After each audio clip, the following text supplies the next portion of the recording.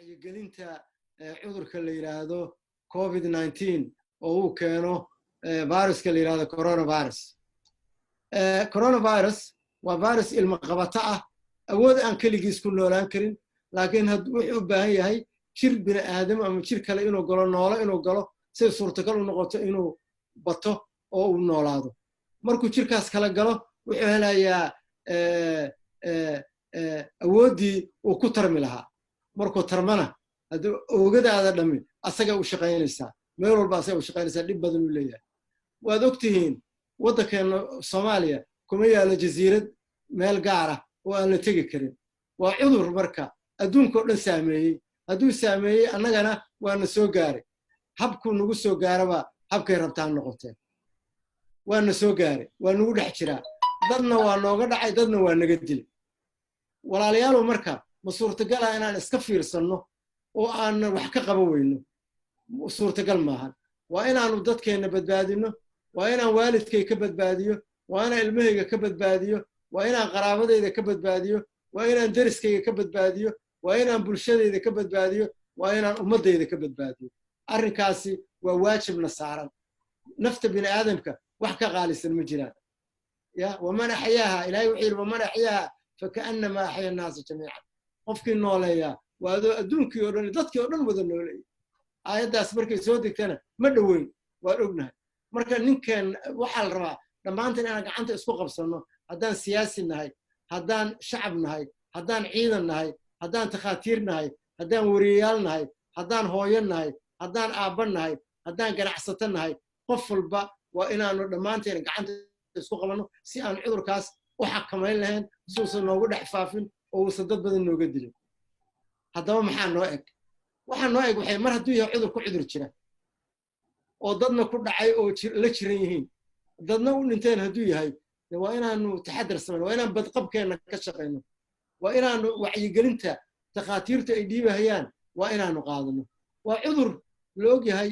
soomaalidu waa safartaa, waa safar badan tahay. waxaad ogaataan soomaalida Sweden jooga waa ku dhacay, kuwii Ingiriiska jooga waa ku dhacay, kuwii Maraykanka jooga waa ku dhacay, kuwii meel kasta jooga waa ku dhacay. sababta waxa weeye dhaqan ahaan annagu waxaan leenahay dad isjecel, hab isi siiya, isi salaama, meel wax ku wada cuna, meel wada fariista, xifaaltama, dabakeeriga wada dheela. noloshaas waan naqaanaa inaan leenahay. laakiin walaalayaalow yaan la yaraysan. waxaad u haysataan cudurkan inuu yahay hargab. qaar baa waxay cudurkan waa hargab caadiye, yaa warkale waqti kale dhulkeenna waa kulul yahay, dadka dhul aana baaba'aya kuma noolaanay. waxa ka jira warkaas male. waxaan ku leeyahay foojignow. oo maxaan tusaale kaaga soo qaadanayaa? waxaan tusaale kaaga soo qaadanaya Djibouti. annaga yaa kulul, xamar iyo magaalada Djibouti yaa kulul. Djibouti yaa kulul, ogtahay si u hayana waad ogtiin. annaga oo ka qaboona waa saas. haddaad tagtid West Africa oo Burkina Faso iyo Togo iyo Benin haddaad tagtid 45 kama degtaba temperature-kooda waa ku dhacay, waa jira. marka xilli kulaylkiyaa lagu jiraa. xilli kulaylka annagana gaari maayo, meesha kuma jirto. badqabkaagu waa muhiim. aduu muhiim kuu yahay, annagu muhiim noo yahay, qaranku muhiim u yahay. qaranku kaama maarmo.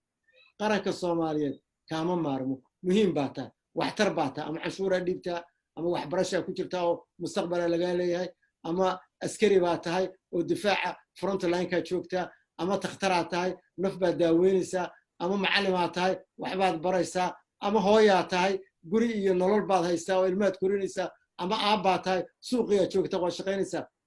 qaranku kaama maarmo. haddaan qaranku kaa maarmin, waa inaan marka aan ka wada qayb galno sidaan badqabkeenna u hagaajin lahayn. maxay tahay? dowlado naga dhaqaalo badan, habkooda caafimaadku ka badan yahay ayuu jilbaha u dhigay. waad ogtiin Talyaaniga waxa ku dhacay, waad ogtiin maanta Maraykanka waxa ku dhacay.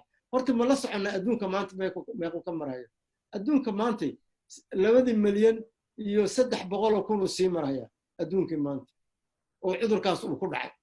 ilaa iyo 160 kun oo qofna waa u dhimatay. intaas 3 jibaarkeedina waa la ildaran yihiin oo ayaguna ama waa raysasho suga oo inuu bogsadu sugaya, ama haddii kale dhimashay gobolkood sugaya. waa ognahay waa naga dhaqaalo badan yihiin, waa naga awood fiican yihiin, dhaqaalo habkooda caafimaadku waa naga fiican yahay. qalabka ay haystaan 100 haddii loo qaybsho, 1000 haddii loo qaybshana meel ma haysano. laakiin ilaahayaan leenahay. ilaah baan leenahay. ilaahayna waxaan dhammaanteen ka baryaynaa, gacantaan kor u toogaynaa gacanta kor u taagana waxaan leenahay ilaahu rabbiyo nabadbaadi ilaahu naga difaac ilaahu dhibkiisa badan naga yaree ilaahayow rabbiyow yasir oo mid fudud nooga dhig ilaahay baan leenahay horta ilaahay aan u laabano ilaahay wuxuu yidhi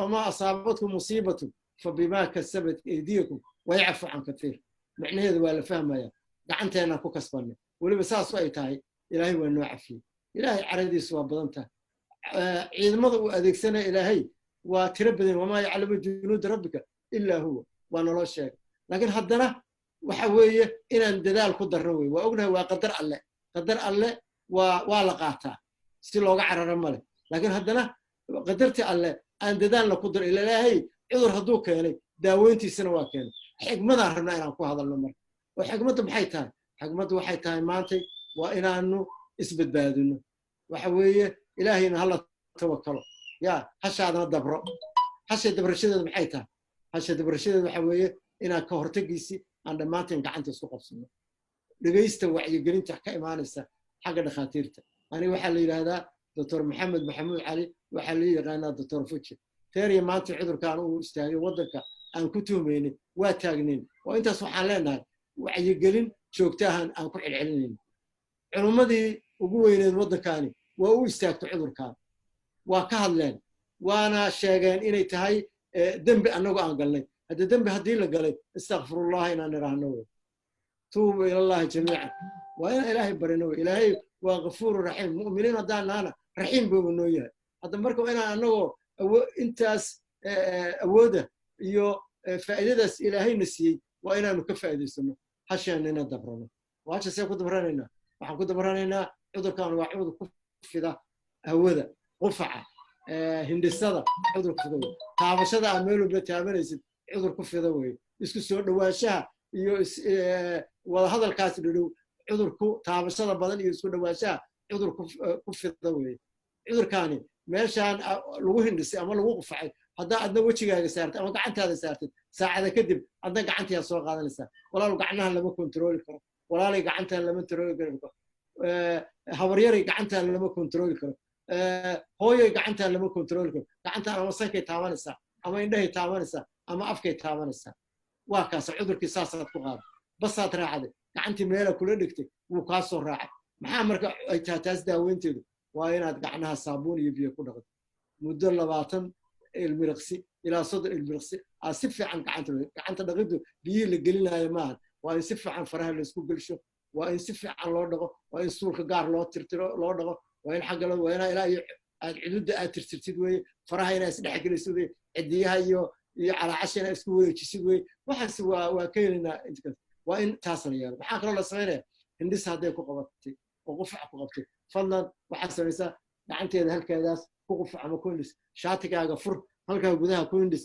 ama ku qufac haddaad fasilate haysato ama tissue haysato ama mara haysato ku qufac oo ku hindhis maradaasi meel fiican ku rid ha iska qufacin walaaluga cali haddaad isku aragtid calaamadihii marka oo ah qandho badan qufac qalalan neeftoo kugu ceshoonta intaasi waa kuwa ugu horeeya oo imaanaya madax xanuun badan waa jira muruqyo xanuun waa jira waxaa jira urku inuu kaa tago dadka gobolkiis shuban waa yeelan karaa hadda walaalayaal waxa weeye haddaa calaamada isku aragtid maxaa kula habboon calaamada haddaa isku aragtid talin warso nambarka 449 waxaa lagu siinayaa tala caafimaad oo fiicana lagu siinayaa hadday kugula taliyaan gurigaaga joog hadda gurigii joog oo qolkaaga gaarkaa isku xir oo maaska garsho oo gacnaha had iyo jeer dhaq sababta waxa weeye haddaa guriga albaabkiisa furaysid meesha aad taabatidba cudurkiyaa ku haraya waa qodobka koowaad qodobka labaad muxuu yahay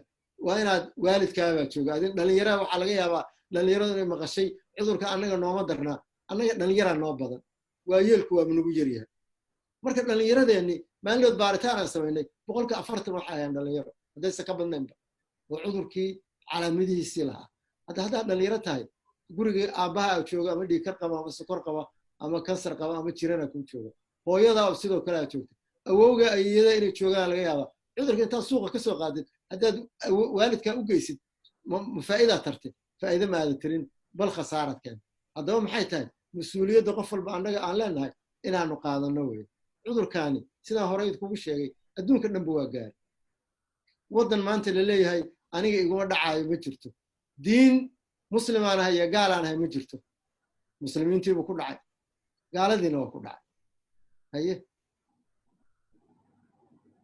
ree hebelaan ahay iyo anuu xaggaan ahay iyo takhtaraan ahay iyo macallimaan ahay iyo ma jirto inta dhufayska koowaad ku jirto takhaatiirtu horeyso ya waa ku dhacay oo dhakhaatiirtii soomaaliyada maantay gobolkood ay gurigooda ku karantiilan yihiin waa ninkii dagaalka samayn lahaa oo ordi lahaa oo inuu adiga kaa difaaca ahayd oo garabkaagii ahaa oo kula qaybsan lahaa dhibka wey hadda walaalayaal intaasba khataraa loogu jiraa hadda marka waxaan rabnaa haddaa siyaasi tahayna kor oo bannaanka u soo bax ka hadal cudur yaan la siyaasadayn ka hadal cudurka khatar weeye gurigaagii iyo qaraabadaadii iyo dadka adiga ku soo doortay ku soo foolla weye haddaysiba ku dhex jirinba waa kow walaalayaal ma waxaan rabnaa waagii furuqan waxaa xusuustaa ninka qofka u dambeeyey oo furuqu ku dhacay soomaaliya ahaa ma waxaan rabnaa inaan covid-19 ku u dambeeyey aan noqonno adduunku inta naga xirta annaga diyaarada noo imaan waayaan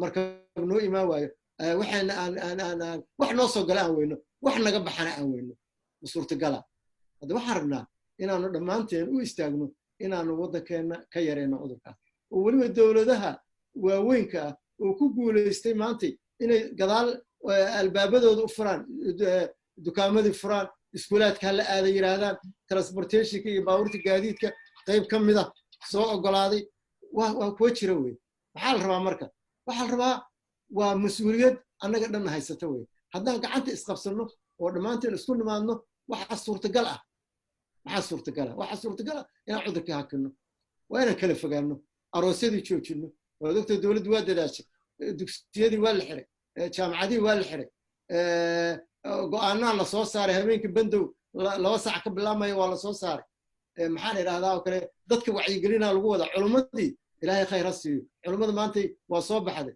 fatway soo sameeyeen fatwada in la hirgeliyaa la rabaa inaad hirgelisa waa waajib adiga ku saaran wey waa waajib annaga dhanna saaran wey waana kaala qayb gelin inay taas suurtagal noqoto maxaa kaloo jira cudurka hadduu mar bulshada dhex galo oo uu faafo waa inaan dhammaanteen maaskeeda xiranno wey gacnaheena iyo meeshay taabanayaanna inaan kontroolno wey waa inaan gacnaheena had iyo jeer aan iska dhaqno wey labada arrimood aad iyo aad muhiimka oo wax weeye maaskarada in la gashto gacnahana la iska dhaqo